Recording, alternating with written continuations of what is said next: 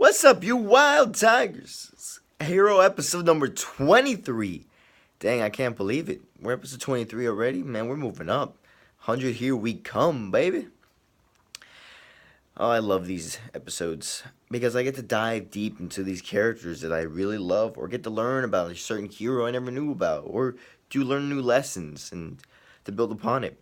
So today I've got a very amazing person that I love more than you can imagine, and he's started my whole deep philosophical mind fuckery and stuff that made me question everything and make me who I am today.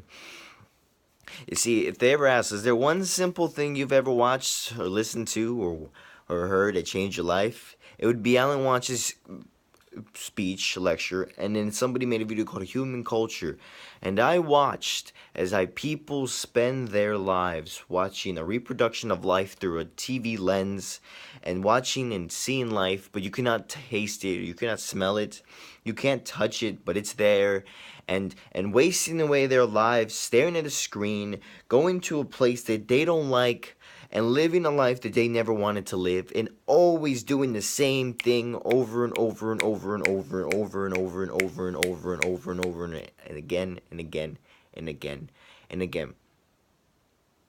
And people thinking the same way, doing the same thing, never changing.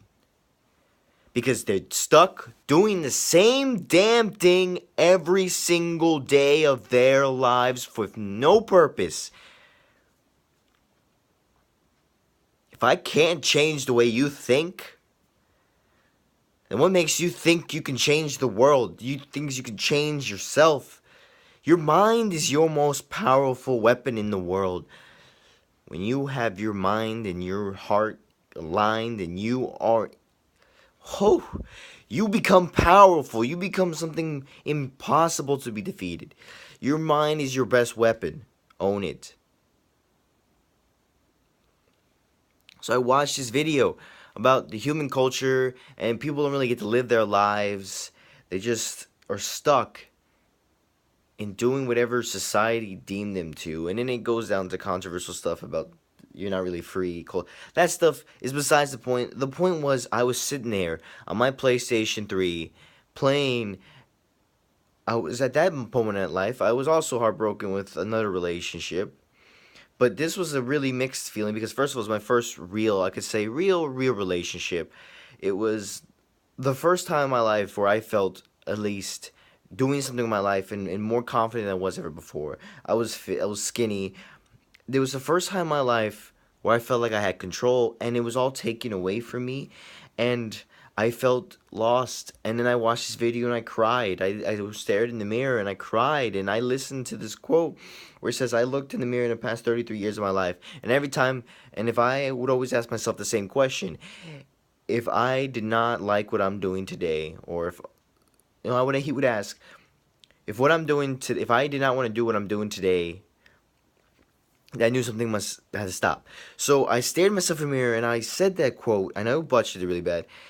And I lost it. I said, no, I can't. And in that moment, everything about me broke.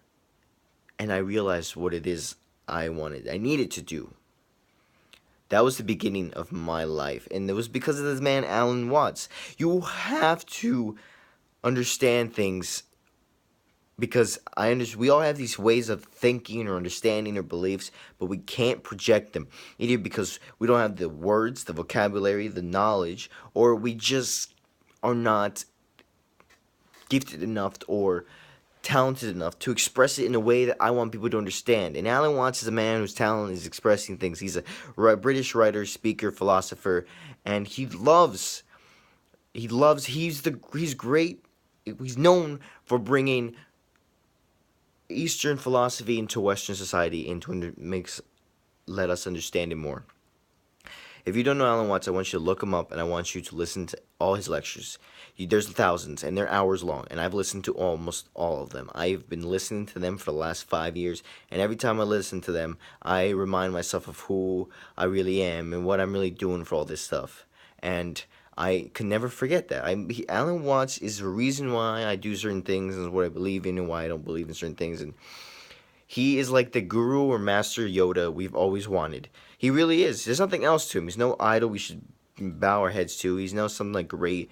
He's just a teacher, a person who I look to and go for guidance. Never answers. I don't go for answers. I go for guidance, and he provides me ideals to think about and ponder.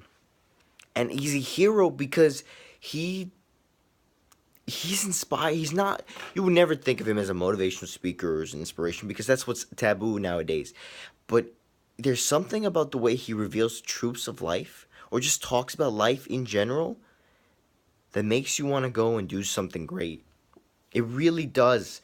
And as I continue this journey, make these hero episodes and make videos and draw and write piano and write screenplays and write scripts about shows and write code for games I want to make and think about plans of the future and make travel plans and make new people and talk to brand new people and make new experiences and buy stuff and sell stuff and make stuff and create stuff and destroy stuff and I become more focused and I understand and things will get better and better and it's just life. This is how life is.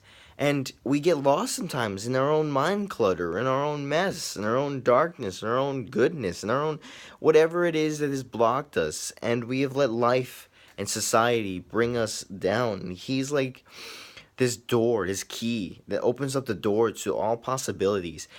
Alan Watts is amazing. And I can talk a lot about who he was and what he did and how he grew up and he had to choose between Christianity and Buddhism. And he taught about Buddhism. He went to New York and taught about it, but he didn't like to teach it, so he left California, San Francisco. He started his own radio show. He was on a radio show and he talked about stuff.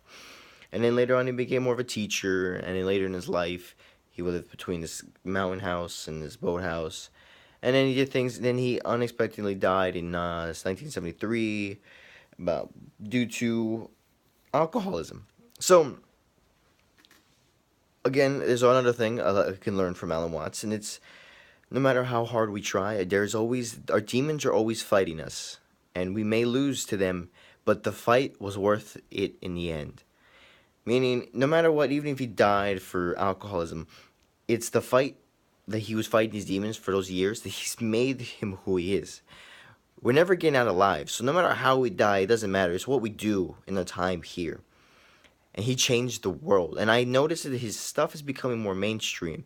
And I want to make that happen too. Because just the way he talks and the stuff he talks about and how he brings things into light and how he brings all religions and everything into one area and he goes, let's talk about us, as humans, the universe, all of it in one section. And it's beautiful.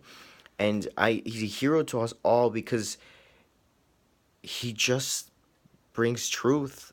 And I love his favorite video about what would you do if money was no object? How would you really spend your life?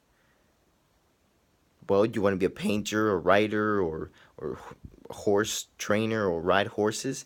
Well, do that and become good at it, and people will pay you value. Remember, this is back in the 1970s and 60s and 50s.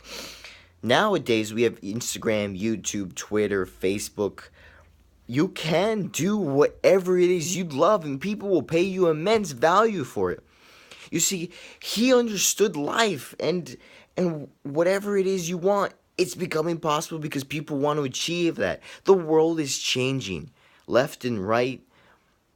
People believe things should be a certain way, but I don't believe that things are stuck to the way they are. Things will change. Life is changing. The world is becoming better with technology. The world is becoming so much possible. And sometimes it's about unlocking the mind and understanding the mind and learning about it.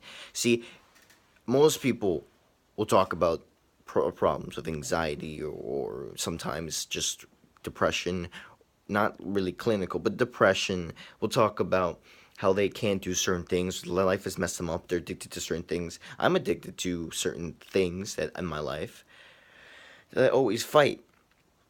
But I've learned by listening to him to somehow accept them, to not fight them, but to change things, and to realize that I'm it.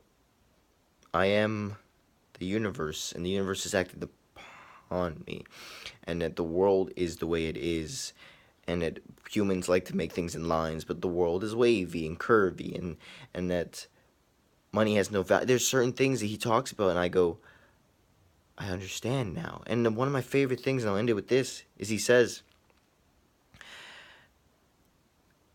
people expect certain things to happen in certain ways. Like when you're walking and you go right and the other person goes right and you go left and left.